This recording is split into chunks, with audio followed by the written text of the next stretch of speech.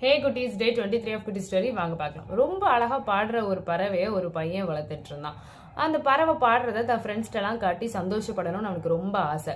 ஆனா அந்த பறவை பகல்ல வாயவே திறக்க மாட்டேங்கி ராத்திரி மட்டும்தான் பாடுது. அதனால அந்த பையனுக்கு ஒரு ஏமாற்றமா இருக்கு.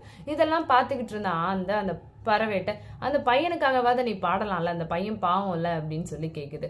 உடனே அந்த பறவை இருந்துட்டு, இப்படிதான் நான் ஒரு நாள் பகல்ல சந்தோஷமா பாடிட்டு இருந்தேன், அப்பதான் அந்த பையன்ட்ட நான் மாட்டிக்கிட்டேன்.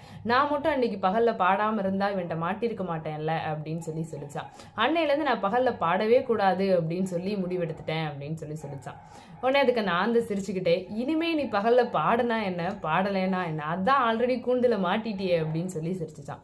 ஸோ எந்த ஒரு விஷயமுமே நம்ம செய்யறதுக்கு முன்னாடி சிந்திக்கணுமே தவிர செஞ்சதுக்கு அப்புறம் அதுக்காக வருந்தி முடிவெடுக்கிறதுல ஒரு யூஸும் இல்லை. மறக்காம ஞாபகம், எதுக்குமே எல்லாத்துக்குமே செகண்ட் சான்ஸ் வராது. ஓகே குட்டீஸ், நாளைக்கு பார்க்கலாம். மறக்காம சப்ஸ்கிரைப் பண்ணிடுங்க. ஓகே, பாய்.